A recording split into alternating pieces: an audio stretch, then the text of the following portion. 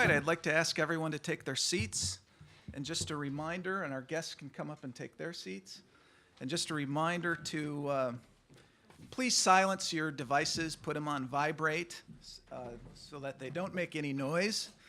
And also, we're doing this as a luncheon, even though this is a morning event. So as we do in our luncheons, the questions are going to come on white cards, right? So you should have some with you.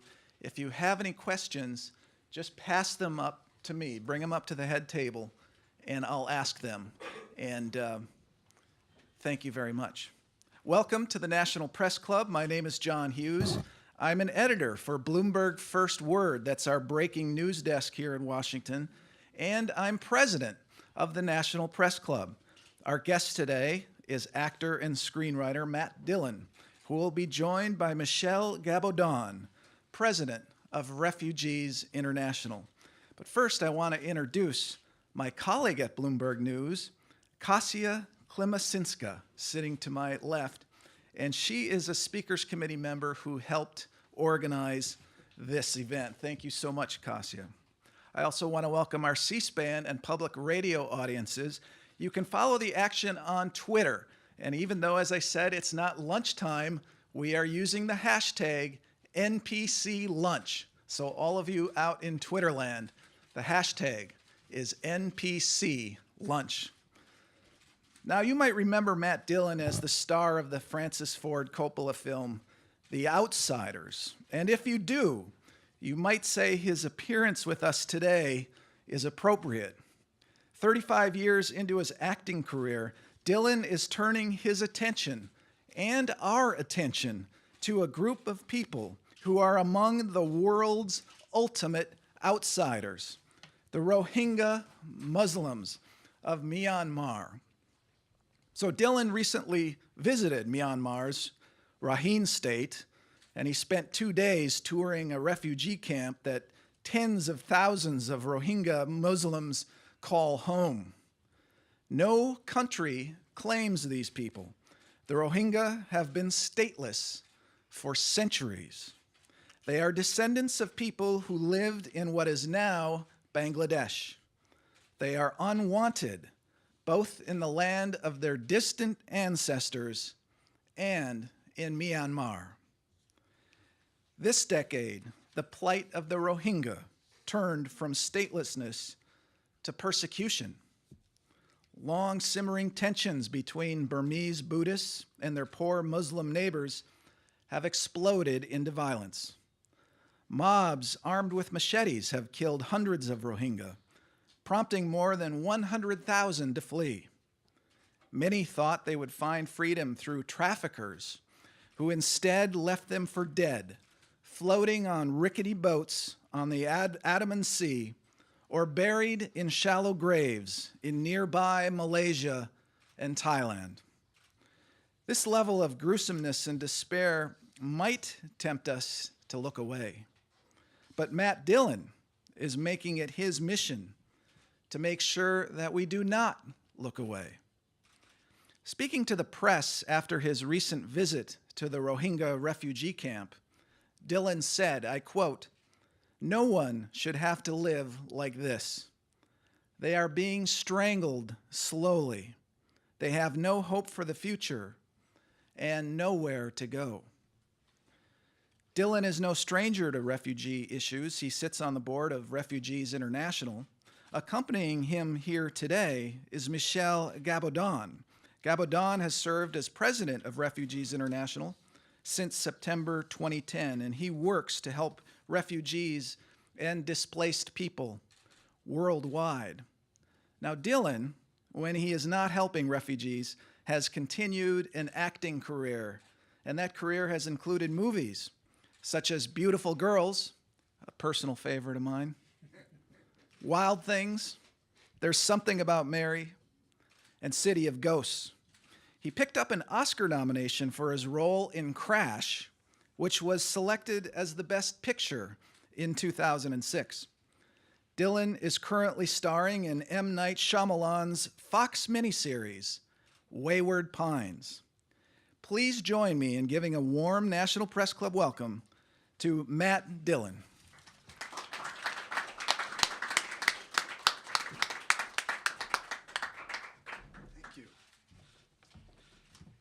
Thank you. I want to thank you. That was a lovely introduction, and I want to thank Cassia and everybody here at the National Press Club for hosting Michelle and myself.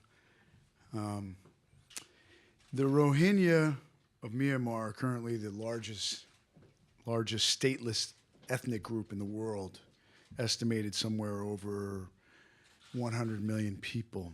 1 million people. I get those numbers right. Million people. At least a million people. And having served on the board of Refugees International over the last 7 years, I've obviously heard about the Rohingya during that time. They've been a group of great concern for RI going as far back as the early 90s, maybe even longer. But it was 6 weeks ago here in D.C. that the Rohingya, really got my attention. Toon Kin, who's a human rights activist and an advocate for his fellow Rohingya, was being honored at Refugees International event, and he made a powerful speech. There was an urgency that you don't typically hear from somebody at an award ceremony. It was more of an immediate, desperate plea than someone who was accepting an award for something that they had done in the past. The first words out of his mouth were, "I don't exist." Now, I learned later that at the very moment that he was making that speech, many Rohingya were suffering, thousands, and dying at sea. My decision to go to Myanmar was a kind of a spontaneous thing. It wasn't something that I planned. I happened to be in Tokyo doing press for Wayward Pines, and at that time there was more stuff that was coming out about the Rohingya in the news. Pictures, horrendous pictures of people crammed into the holds of boats like human cargo. There's stories of human trafficking, as was mentioned earlier, and ships being turned away by countries in the region. And I wanted to find out a little bit more about why these people were being forced to flee. I'd been on mission before with Refugees International, and I'd met and spoke with displaced people in Eastern Congo and in the Sudan. And I really feel that the best way to learn about what's going on is to go there and see it for yourself. So I called Michelle and I told him, hey, I'm thinking about going to Burma to visit the camps, and what do you think? And he said, Matt, he says, I think it would be very good, but it's not going to be easy, because he told me that a number of the NGOs working there, like MSF, had been chased out of the camps. It's never a good sign when MSF gets chased away. But he said, by all means, if you can go, do it. I think it can make a difference. And he said, make sure you take a lot of pictures. So I decided to go under the radar. I met up with a few journalist friends who were living in the region, who are more familiar with the crisis than I am. And we went to Sitwe together, which is the main city in the Rakhine State. As many of you might know, the Rohingya Muslims they're an ethnic minority in the Rakhine State. The vast majority of people living there are Buddhist, who are themselves an ethnic minority within the country of Myanmar. In the 2 days that we were there, we visited 4 displacement IDP camps. I was told, don't use I'm not very good with acronyms, but once I get one, I like to use it, So, but we visited 4 displacement IDP camps and 1 Rohingya village near the coastline, just outside the main town of Sitwe. And many of the inhabitants there, many of the people living there were forced to live there after their homes were destroyed in outbursts of ethnic violence over the last 3 years. The first impression when you visit these camps right away is that nobody would live there if they had a choice. It's hot, dry, there's no trees. The people we met seemed to be thoroughly defeated. Young men whose spirits were broken. You could see that in their eyes, you know. You'd shake hands with somebody and there was a politeness, but then they'd immediately look down, defeated. You know, there were signs of malnutrition among the children. We met people who tried to escape unsuccessfully and spent several horrific months at sea, starved and beaten, only to be returned for ransom. You know, they had to pay a ransom. Basically lost everything and ended up back in Myanmar. There were others whose homes had been burned to the ground and watched their neighbors being murdered as the police did nothing to stop it. During the 2 days that we were there, we didn't see any aid workers in the camps. I mean, there were signs that they were there. There were plenty of, you know, well-structured latrines and things like that. But yet we didn't really see anybody, and that was a little bit strange, because I've been in refugee camps before. It was the first time I didn't see anybody. And now I didn't visit all the camps, and again, I was only there for a few days. But from what I understand, the NGOs are not having an easy time working in the region. The health clinic in the community that we visited serviced about 30,000 people, with one doctor who comes 4 days a week for about 2 hours a day. So this is just not enough, obviously. It says a lot about the desire to help these people there. The conditions in the camps are bad, obviously not good. But from what I've been told, the situation in the northern Rakhine State is much worse, where the apartheid-like conditions are more blatant. It's getting less attention because it's not somewhere that you can visit easily. You have to go by boat, and again, the government really doesn't want you going there.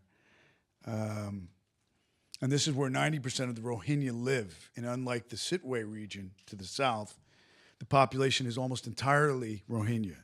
Yet they're forbidden to have administrative positions and are treated as second-class citizens. They're completely controlled by the police. I didn't get to go there. It's not easy to access.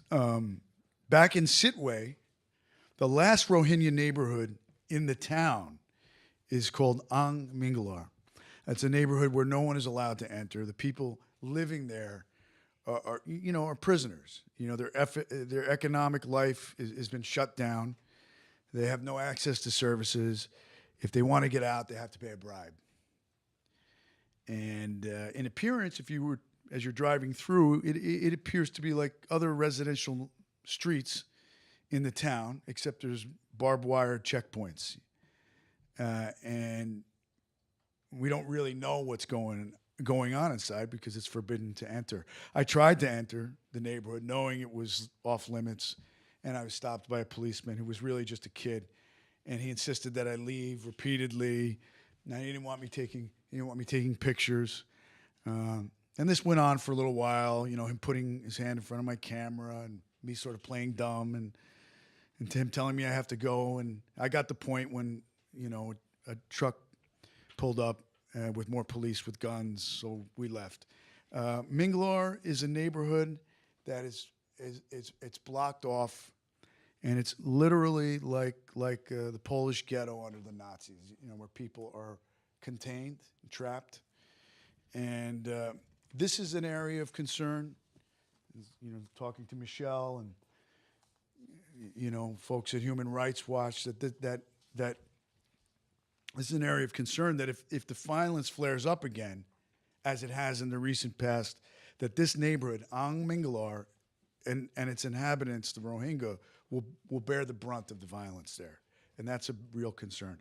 The people living there are trapped, and they'd be like sitting ducks where they are.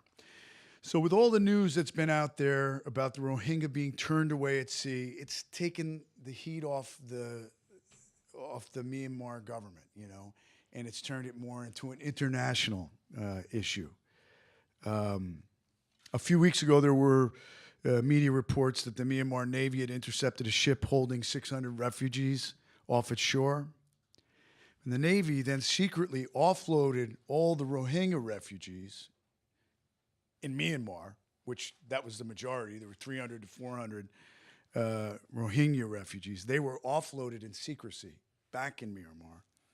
And then the ship, the Navy then escorted the remaining refugees to Bangladesh. These were Bangladeshi migrant workers. And when they arrived, they were able to prove to the international community, hey, look, that, you know, there are no refugees from Myanmar on the ship, you know. And it gave credence to their assertion that these refugees are Bengali, that they're not, you know, from Myanmar. And they don't use the word Rohingya. They don't acknowledge that exists. They were even praised by the State Department and the UN for the rescue. However, it didn't really hold water. It doesn't really hold water because, for me, because I met and spoke to several people who were on that ship, including one Rohingya woman who was desperate to escape with her 4 children, who told us how men had boarded the ship at night and ordered everyone from Sitwe to get off the boat, and the Rohingya were brought to shore. And really, the fact is, I mean, well over 100,000 Rohingya have taken to the seas in a desperate attempt to escape the hopelessness of their lives in Myanmar. And that's indisputable. The woman with the 4 children told me that she would do it again if she could, despite of 3 months of misery while she waited out in the Bay of Bengal. Because what happens is the traffickers won't leave in the bigger ships until they're filled to the brim, you know. So that's when, you know, it's a horrible situation. Young people are tricked into coming on these ships, you know, promised a better life. And so she suffered like this out there, but she said she would do it again if she could. That's how desperate the situation is there. It's kind of mind-boggling. And the reason that this is happening and will continue to happen is because the Rohingya are stateless and they're unrecognized by the government, the Myanmar government. And despite the fact that they have been born and raised there and been living there for many generations, longer than my descendants have been living in this country, in many cases. So in 1982, a law was enacted stripping the Rohingya of the right to citizenship, depriving them of basic services, healthcare, education, right to vote. There are clear signs of ethnic cleansing. The Rohingya aren't permitted to travel. They need to get permission to marry. A new law has just been passed requiring a gap of 3 years between childbirth, which maybe that's not such a bad thing, but it's not in this particular case. It's obviously an indication of ethnic cleansing, a way of controlling population. So coming from that source, it's a bad thing, you know. I mean, if people choose to do that, we learned that. And when I was in South Sudan, that was one of the things they try to encourage people, is when they're struggling in these camps and in these situations, it's hard enough to take care of one child, let alone. So I understand that, but this is not that. This is a different thing. This is ethnic cleansing, you know. And,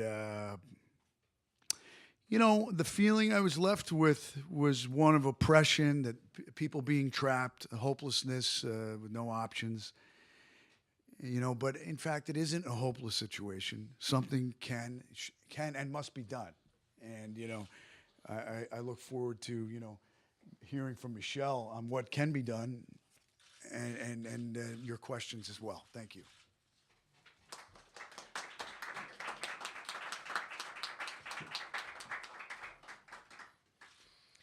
Thank you very much, Matt, and good morning. Now, the boat crisis that has been widely reported upon is just the most visible and most recent manifestation of what has been a very long ordeal and dramatic ordeal for the Rohingya. And I'm very grateful that Matt went back to Myanmar in Sitwe to see where the problem really was, because the boat crisis has given the impression, which has been used by the Myanmar government, that this is an international crisis, which it is not. And when confronted with the accusation that the boat crisis was the result of persecution. They say, oh, this is a result of communal violence. And when we describe the conditions of the Rohingyas in Sittwe, obviously it is not communal violence. Any government that is faced with communal violence will seek mechanism of mitigation, of reconciliation, find compromise between the different communities, and this obviously is not happening. So your visit, Matt, I think was really important to give more profile to what is really happening there. I was myself there a year ago, and the only thing I can say is things are getting worse. The situation today is of total segregation of the Rohingya from the rest of the population. In the north, as Matt said, they cannot move out of their village without authorization from the local police station. In Sittwe and around Sittwe, they are locked in camps that are becoming increasingly like ghettos, where aid is given in an ad hoc manner. The NGOs have tremendous difficulties to get there. It puts them into the position where they have to beg the government to have more access. And as they beg the government for more access, of course, they tone down their criticism of what is unacceptable, which is the absolute detention in which these people are kept. We have talked about the restrictive policies. I mean, the government has enacted now an edict by which the word Rohingya is prohibited.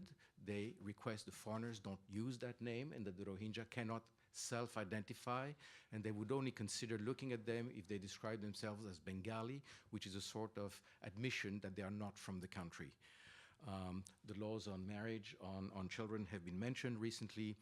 The government has withdrawn from those Rohingyas who still had some documentation. They withdrew their documentation. And now they say, we are going to verify them. How you verify people whom you despoiled of all their documents is something they have not told us.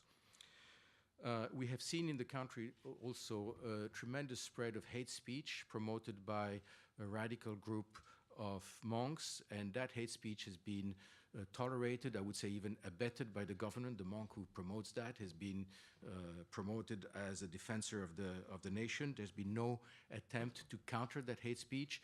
That has spread well beyond the Rakhine state to create a sort of anti-Muslim hysteria in the country, and it has certainly comforted the most radical Rakhine politician into their attitude to sort of move the Rohingya out of their state.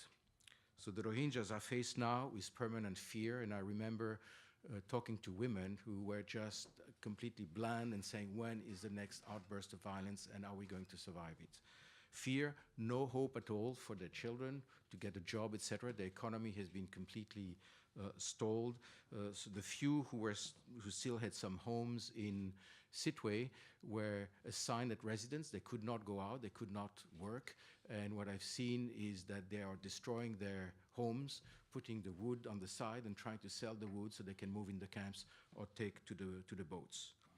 So we are seeing a slow hemorrhage of the Rohingya people, which is tantamount, I fully agree, to a process of ethnic cleansing. And if you wanted proof for that, just remember that after the violence in 2012, the president told the United Nations High Commissioner for Refugees, you can resettle them all. So the president said, basically, take the 1 million people out of this country, which of course the High Commissioner refused, but it did state quite clearly what the government wants. So what can we do? It's going to be a long process because the relationship between communities has been made so bad by this hate speech campaign and by the fact that the government has abetted that any process of reconciliation will be very long. Immediately what we want is unfettered humanitarian access to the people who are in the camps and to the people in the north so that their very basic living conditions are improved. They have access to health, to education, and to a minimum of activities that allow them to sustain their livelihood. But we also want, that cannot be the only objective, because if we only ask for humanitarian access, we ask for better treatment of people who are in detention. And of course, the international community cannot accept that. So we have at the same time to push for a reversion of the narrative that is promoted by the government and of countering the hate speech that is spreading out. That is going to take some time, but the government has to take the lead on that. And we need to have slowly a release of the interdiction of movement that the Rohingya has. Now, that's going to be difficult because for the time being, they are scared to get out of the camps because they know that if violence erupts against them, nobody will defend them. So you need to have strict instructions to police forces, to the military, that they have to protect the fundamental rights of whoever lives in this country. And eventually, we will have to move towards a process of reviewing the citizenship law and to reestablish full citizenship for these Rohingya. But that is going to take some time. It will require a lot of international pressure, and it will require sustained international pressure over the coming years. And one last word, perhaps, before we open for question, is that the Rakhine state is the second poorest state in the country. The Rakhines are themselves an ethnic minority, as Matt said, who had legitimate grievances against the central government. And if these are not addressed in a process of reconciliation, of course, that will never happen. So we will have at one point to start stopping seeing, they're all good here, all bad there, but say, how do we engage the Rakhine and reduce the impact that their more radical politicians have on their population? A long process. The US has been a leader in messaging the right thing to the government. I must say the diplomatic messaging to date has had no effect, and I think one of the challenges of the future is what are the next steps that can be considered to push the government into a much better attitude toward the Rohingya. And John, on these words, I would hand the floor back to you. Thank you so much, Michelle. So we're going to start with some questions about Rohingya, and I think both of you will jump in on those, and then we're going to pivot toward the end with some questions that I've gotten about Matt and movies, television. So Matt, I wanted to first ask you, and you can just come up, what got you interested in this cause? That obviously there's so many causes you could devote your time to. Why this one? Well, I guess the question is, the first one is Refugees International. That's one question, which is, that's a longer answer. I think with regards to the Rohingya, and we're all calling it Rohingya, but Rohingya is what I heard a lot when I was there, was this speech that was made by Tun Kin. And I remembered he spoke at the RI Gala, and it really was a very gripping speech that he made. And it was different because it was so immediate and there was such desperation there. And he came the next day and he addressed the board.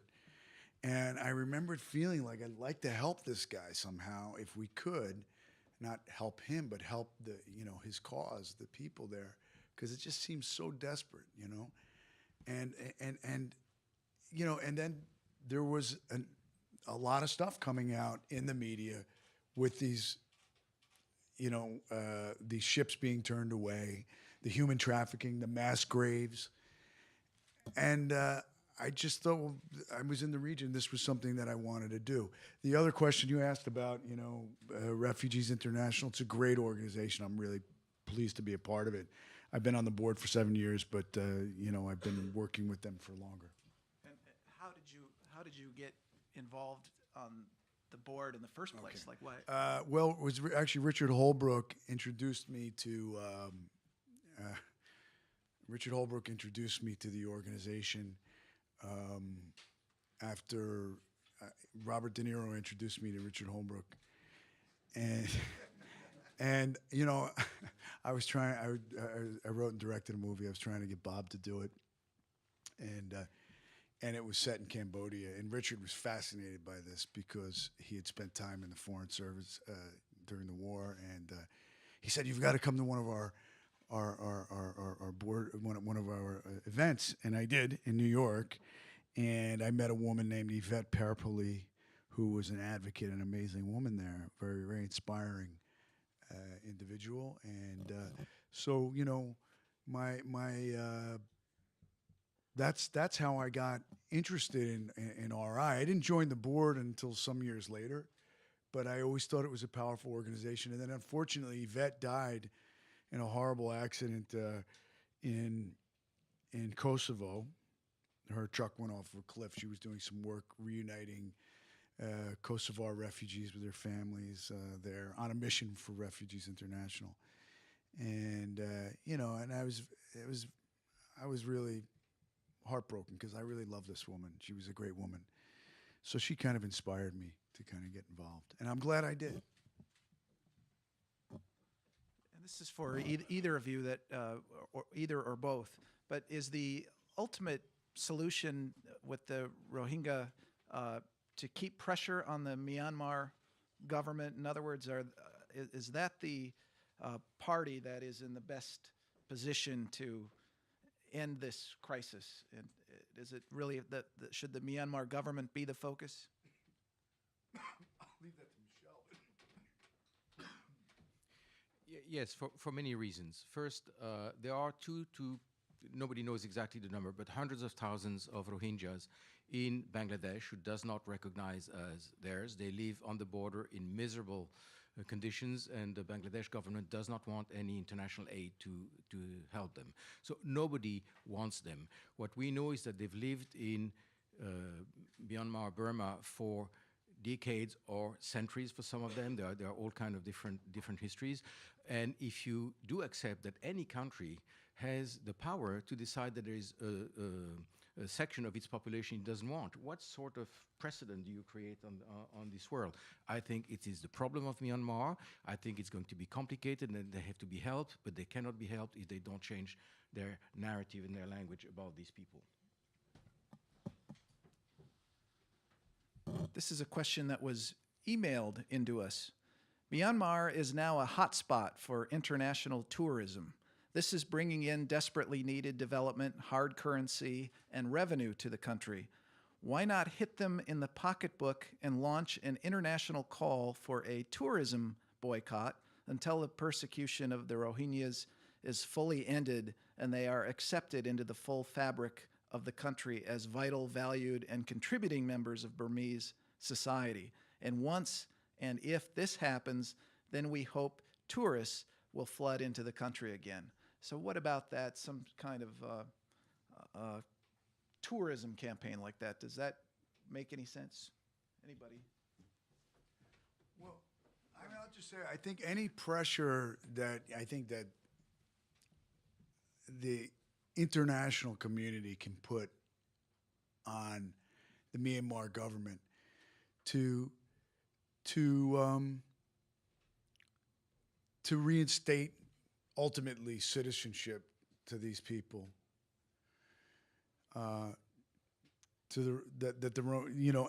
pressure that can be put on the government to meet these people's human rights, and ultimately change the stateless status and give them citizenship. I think it has to be done, and I think so. Pressure has to be put on them. I'm not so sure about that. Obviously, maybe Michelle. What do you think on that?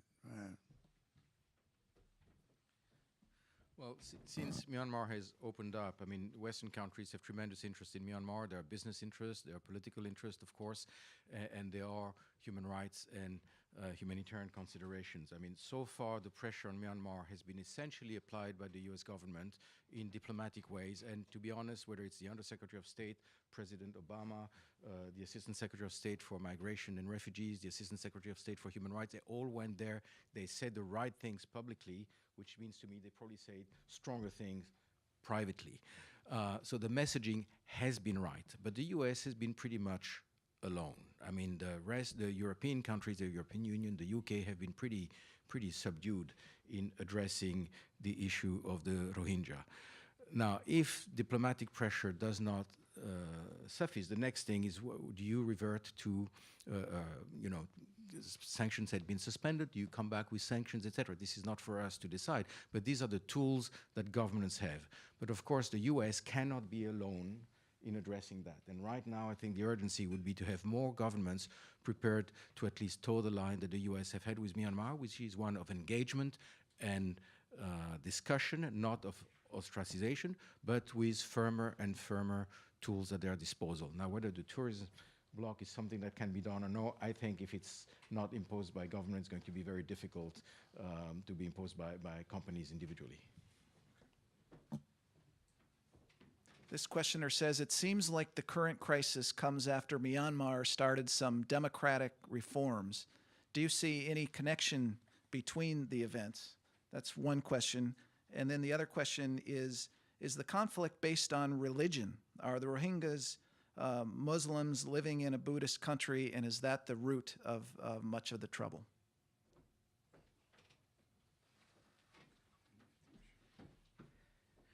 Well, what is happening with the opening up of Burma, the process of democratization, is that the whole periphery of Burma, except the delta, is populated by ethnic groups, by minority groups, non-Burmans, if you want. All of them, or almost all of them, have had their issues with central government over the past decades. I think with the process of democratization, there is an aspiration by all these groups that they can have a better say in the political life and certainly better returns in the economical life of the country. Therefore, there has been more protests, more demands, and because the government has lowered some of the strong arm policies they had in the past, these manifestations have become stronger. So I think somehow it is a result of the process of democratization. But I would say what is not acceptable is the language that has been used against the Rohingya. Now, the fact that they are ethnically different, most of the other ethnic groups in Burma are of the Tibeto-Burman stock. The Rohingya are more of the Indo-Aryan stock, so there is a difference there. There is an ethnic difference. There is a difference in religion that may make the narrative more conflictive, but I think it's not good reason enough. I mean, lots of people tell you that in the past, communities have lived pretty peacefully. There has been tensions in Rakhine State for a long time that have been stoked by politicians and by some of the history. But I think at the level of the villages, etc., there was a much better understanding. I think right now it's been used politically, and one of my fear is that the attempt of the government to try to pacify the Rakhine is done on the back of the Rohingya. And of course, this is a manipulation that should be denounced. Matt, you're obviously taking your message to the press. Are you meeting with anyone else while you're in town? And you visited the situation a couple weeks ago. Do you have any plans to make any other visits or reach out to any other communities in working on this issue? Not presently. No, not presently. I mean, we're actually. You know, this is great to be able to carry the message here to the National Press Corps here, and you know, we're trying to get the message out there because it is something that's been very difficult and vexing, and it has been sort of underreported. I mean, the Rohingya, it's something I've heard because I'm on the board of Refugees International, but I really, until I heard Toon Kin speak, you know, 6 weeks ago, I was, you know, I mean, I had read reports of people's villages being burned to the ground, things like this, very disturbing. So just wanting to, I just want to get the message out there, and, you know, what I saw, and you know, as far as meeting with anybody else, I know, Refugees International, the people who are really better versed, frankly, in the crisis than I am, will be meeting with and have met with people on the Hill and things like that. So that is happening. I'm not doing it while I'm here because I have to get back to New York. Actually, we're going to do a few more, you know, do a few more appearances to talk about this crisis. Michelle, have you or your organization tried to reach out to Aung San Suu Kyi, and I hope I'm pronouncing that right, the opposition leader, and tried to encourage her to speak out on this issue? Aung San Suu Kyi is the leader of the opposition. She's, of course, a Nobel Peace Prize. We did feel the question when she came to talk at UCIP a couple of years ago, which she essentially dodged. She has since then declared that she was primarily a politician, while the rest of the world sees her as a human rights advocate. So she declared herself. And of course, talking for the Rohingya is not going to earn you any votes in the current context in Burma. But I think right now, by talking too much about Aung San Suu Kyi, we divert the speech. We should talk about what the government should do, because it's the government that is responsible. She is not responsible for the policies. The government is responsible. We should address the issues with the government. If she gets into government, we'll talk about her then, perhaps. This questioner says Myanmar has a long tradition of driving its ethnic minorities to become refugees. In fact, more than 100,000 refugees from Burma remain in refugee camps in Thailand, and some have been there for more than 30 years. Do you think the Thai government's experience with those refugees and their long stay in Thailand have made the Thai government more reluctant to respond to the Rohingya crisis? It's all you, Michelle. Well, you know, the Thais have received refugees in the hundreds of thousands since the Indo-Chinese crisis in the mid-70s. So I think they're a little bit worried to be seen as a sort of country where everybody can find refuge. So certainly it is a factor, perhaps, in their wariness about the current movement. Matt, we had some questions about your career, and right now you're starring in Wayward Pines, which this questioner said seems kind of like a modern-day Twin Peaks. Is that a fair comparison? Why or why not? And what can you tell us about your feelings about Wayward Pines, how it's going and how it's being received? Okay, on to Wayward Pines here. Well, you know, it was a really interesting experience because I hadn't done any long-form television before. It's funny because I was speaking to one of our board members from RI, and she was like, "It's like the Twilight Zone. It's not like Twin Peaks." And I kind of agree. I mean, I kind of felt the tone of it felt like the Twilight Zone when I was doing it. I could tell you it was an enjoyable experience, at times stressful and challenging for me. You know, sort of, I'm not crazy about surprises in the best of circumstances.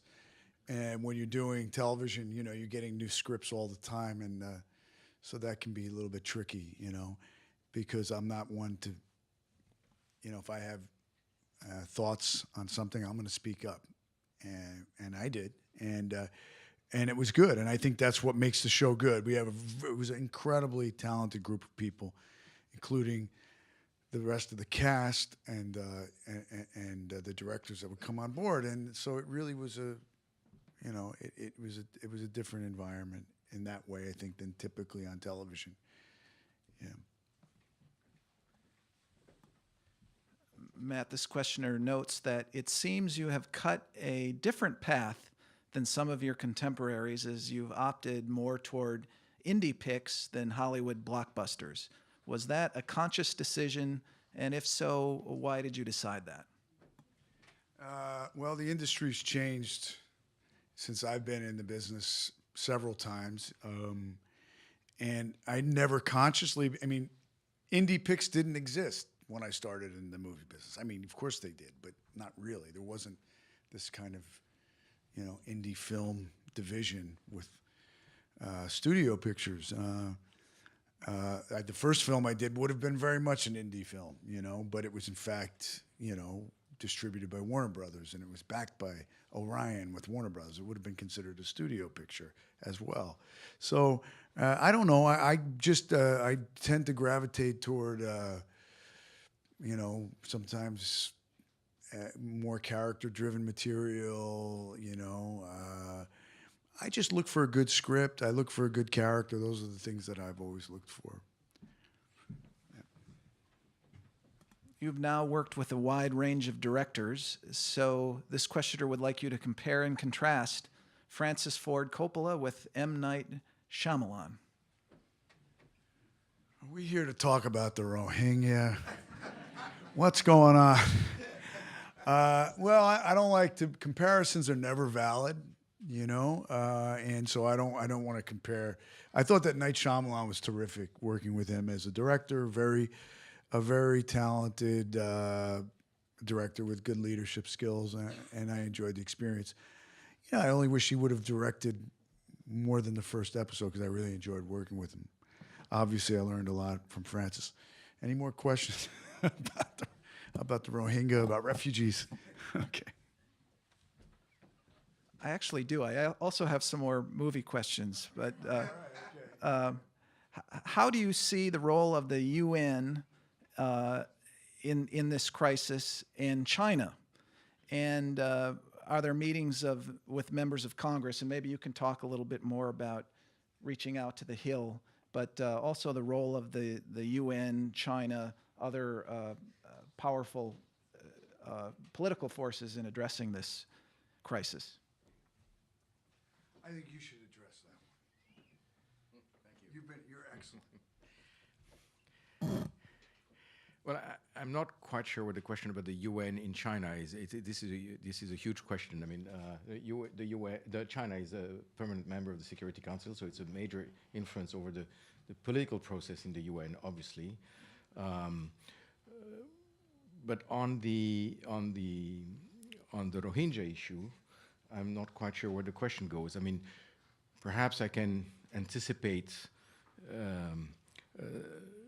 some of the things we would like to see. I mean, given the level of persecution the Rohingya have followed and the fact that the government denies everything, we think one very useful mechanism to address that would be to have a UN Commission of Inquiry. This is how usually you respond to this sort of event. I am afraid that this would be vetoed by some of the important UN members, and I think that's your answer. When conflicts arose in the past, particularly in Indochina, there have been historical efforts by refugees to find safe havens abroad, not only in neighboring countries, but also in Western counterparts such as the USA, Australia, and Canada. That being said, and taking into account the fact that many Southeast Asian countries have refused the Rohingya safe havens, what are your opinions on refugee policies in the Western world? Should it change to accommodate this crisis? Well, I would just like to say, you know, I mean, Refugees International started in the Indochina conflict during that period of time, you know, with the boat people in Vietnam and also on the Thai-Cambodian border. And I think it's not fair to. I mean, I think it's difficult to say that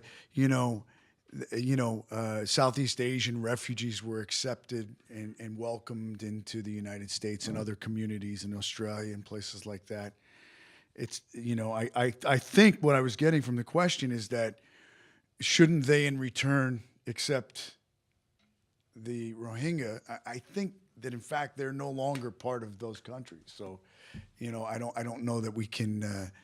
I think there's a kind of a disconnect. But I think the thing that's most troubling, and I will say about the Rohingya, is that it seems as if nobody wants them. You know, and they're damned if they do, they're damned if they don't. They're trapped, and it's just not any way for anybody to live. You know, to be. They can't move internally.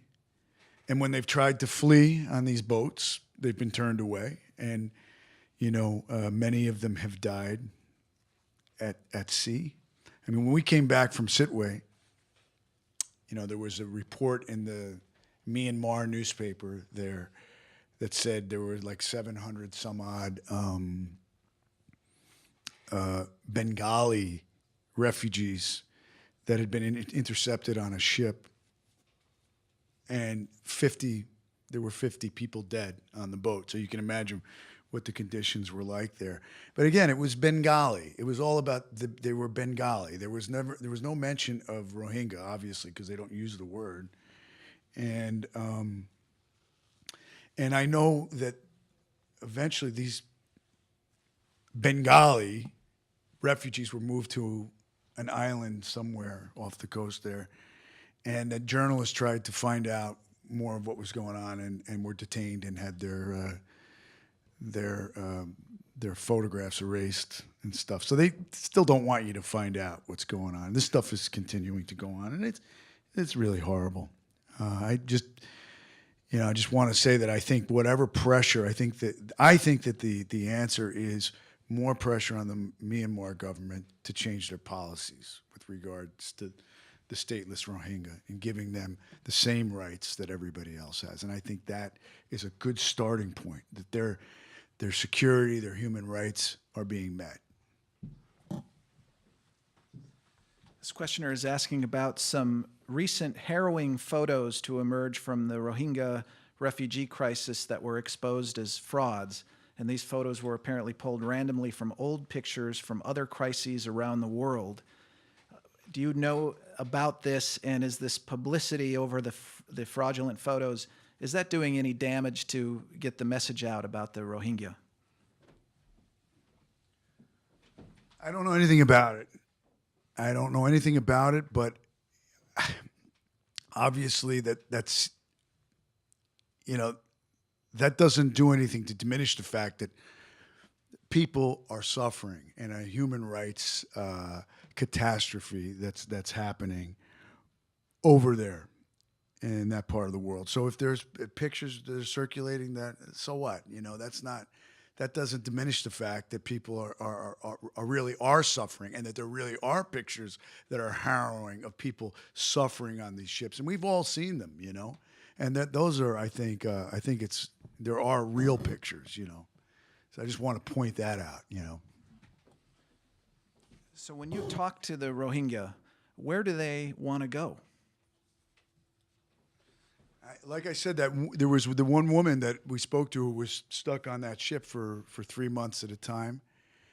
She was trying to reunite with her husband in Malaysia. She hadn't seen him for 7 years. I mean, that's what she said. I don't know. I mean, that's what she said, and I have no reason to think that she wasn't telling the truth. And she said that if she had the opportunity to do it again, she would, which I found that I couldn't believe that. After what she'd been through, she'd been beaten on the ship. If she stretched her legs, she was beaten. Her kids were crying the entire time. They were fed, a handful of rice per day and a cup of water. It was horrible conditions. So, I think they just want to go anywhere where they have a better shot. A better shot of living. I mean, one of the kids, we met these three kids that were tricked into going. Like I said, I just want to go back, and one of the things that was going on, I mean, a journalist told me like a couple years ago, the story would have been a Freedom Trail story.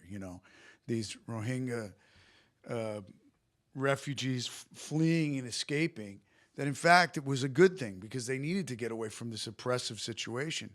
But as the stakes went up, and the price went up, and so then you had these brokers who themselves in the camps are Rohingya, and the traffickers who were piloting these ships would not leave with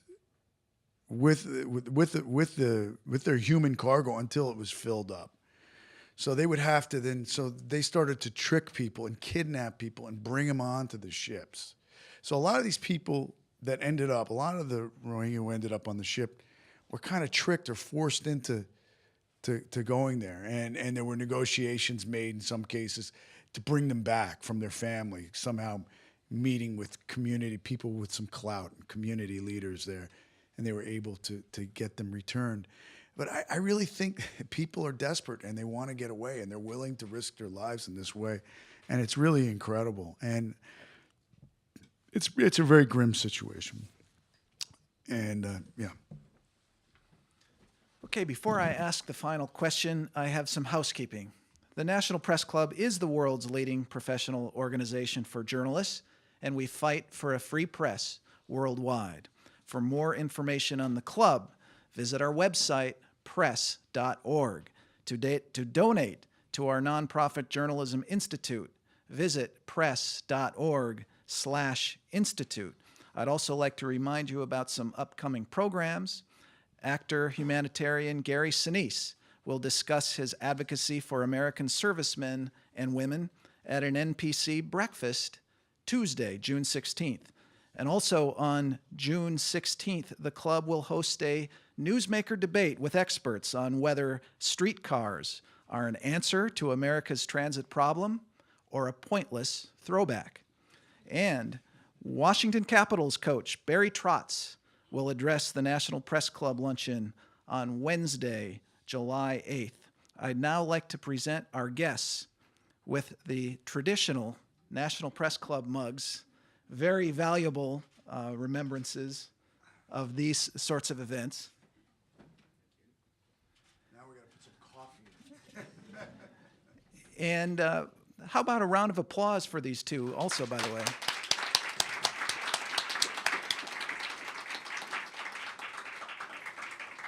Now we have time for one question. In the time remaining, Matt, maybe you could tell us a little bit about what's next for you. Wayward Pines, you're going to continue on that. Are you thinking about any more movies? What sorts of things are you thinking in your near future? Well, in my near future, I'm not sure exactly what my next acting job is going to be. That's the plight of the actor, you know. Never sure where our next deployment is coming from, employment. However, I'm working on a documentary about Afro-Cuban music, about a guy, a Cuban scat singer named El Gran Feove.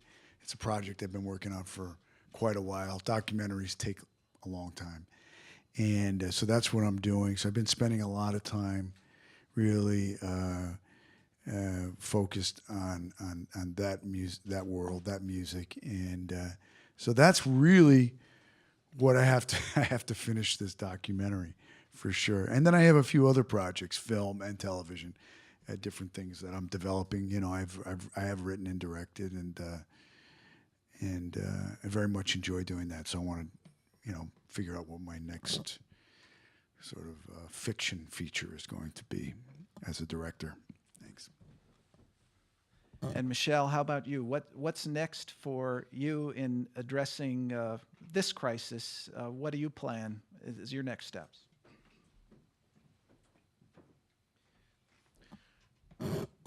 Well, the next step is to make sure we keep the issue alive.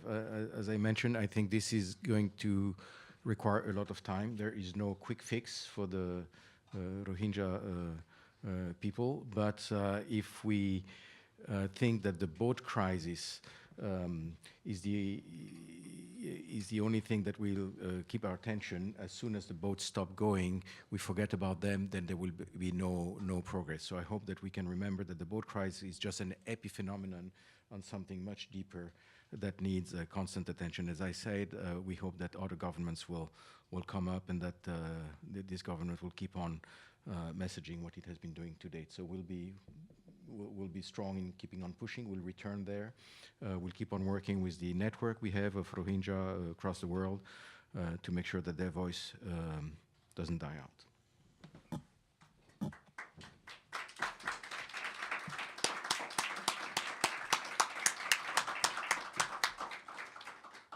I want to thank all of you for coming today, and I'd like to thank our National Press Club staff, including the Journalism Institute and Broadcast Center, for organizing today's event, the research and work that our Speakers Committee Chairman, Jerry Zrimsky, put in for this event. I appreciate very much. And remember, if you would like a copy of today's program, you can go to the website, press.org. You can also learn more about the Press Club at that same site and keep up to date on all of the upcoming programs. And to follow us on Twitter, follow Press Club DC. Thank you very much. We are adjourned. Wow, you really introduction. You really did your homework. To persecution. Long simmering tensions between Burmese Buddhists and their poor Muslim neighbors have exploded into violence. Mobs armed with machetes have killed hundreds of Rohingya, prompting more than 100,000 to flee. Many thought they would find freedom through traffickers, who instead left them for dead, floating on rickety boats on the Andaman Sea, or buried in shallow graves in nearby Malaysia and Thailand. This level of gruesomeness and despair might tempt us to look away. But Matt Dillon is making it his mission to make sure that we do not look away. Speaking to the press after his recent visit to the Rohingya refugee camp, Dillon said, I quote, "No one should have to live like this. They are being strangled slowly. They have no hope for the future and nowhere to go." Dillon is no stranger to refugee issues. He sits on the board of Refugees International. Accompanying him here today is Michel Gabaudan. Gabaudan has served as president of Refugees International since September 2010, and he works to help People. 1 million people. I get those numbers right. 1 million people. At least 1 million people. And having served on the board of Refugees International over the last 7 years, I've obviously heard about the Rohingya during that time. They've been a group of great concern for RI going as far back as the early 90s, maybe even longer. But it was 6 weeks ago here in D.C. that the Rohingya, really got my attention. Toon Kin, who's a human rights activist and an advocate for his fellow Rohingya, was being honored at a Refugees International event, and he made a powerful speech. There was an urgency that you don't typically hear from somebody at an award ceremony. It was more of an immediate, desperate plea than someone who was accepting an award for something that they had done in the past. The first words out of his mouth were, "I don't exist." Now, I learned later that at the very moment that he was making that speech, many Rohingya were suffering, thousands, and dying at sea. My decision to go to Myanmar was refugees and displaced people worldwide. Now, Dillon, when he is not helping refugees, has continued an acting career, and that career has included movies such as Beautiful Girls, a personal favorite of mine, Wild Things, There's Something About Mary, and City of Ghosts. He picked up an Oscar nomination for his role in Crash, which was selected as the Best Picture in 2006. Dillon is currently starring in M. Night Shyamalan's Fox miniseries, Wayward Pines. Please join me in giving a warm National Press Club welcome to Matt Dillon.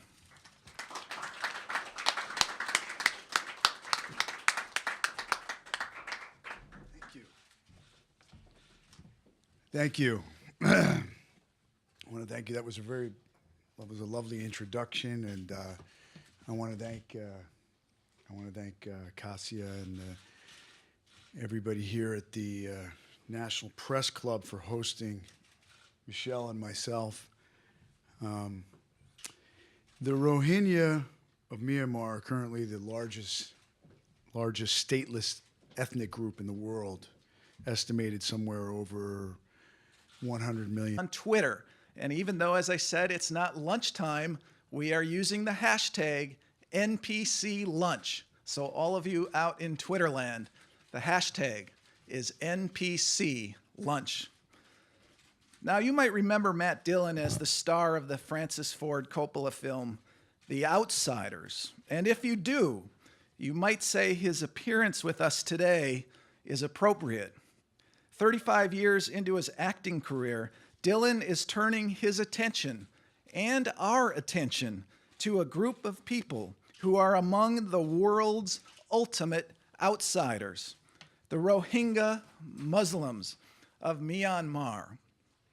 So Dillon recently visited Myanmar's Rakhine state, and he spent 2 days touring a refugee camp that tens of thousands of Rohingya Muslims call home. No country claims these people. The Rohingya have been stateless for centuries. They are descendants of people who lived in what is now Bangladesh. They are unwanted, both in the land of their distant ancestors and in Myanmar. This decade, the plight of the Rohingya turned from statelessness. All right, I'd like to ask everyone to take their seats. And just a reminder, and our guests can come up and take their seats. And just a reminder to please silence your devices, put them on vibrate so that they don't make any noise. And also, we're doing this as a luncheon, even though this is a morning event. So as we do in our luncheons, the questions are going to come on white cards, right? So you should have some with you. If you have any questions, just pass them up to me. Bring them up to the head table, and I'll ask them. And thank you very much. Welcome to the National Press Club. My name is John Hughes. I'm an editor for Bloomberg First Word. That's our breaking news desk here in Washington. And I'm president of the National Press Club. Our guest today is actor and screenwriter Matt Dillon, who will be joined by Michelle Gabodon, president of Refugees International. But first, I want to introduce my colleague at Bloomberg News, Kasia Klimasinska, sitting to my left, and she is a Speakers Committee member who helped organize this event. Thank you so much, Kasia. I also want to welcome our C-SPAN and public radio audiences. You can follow the action on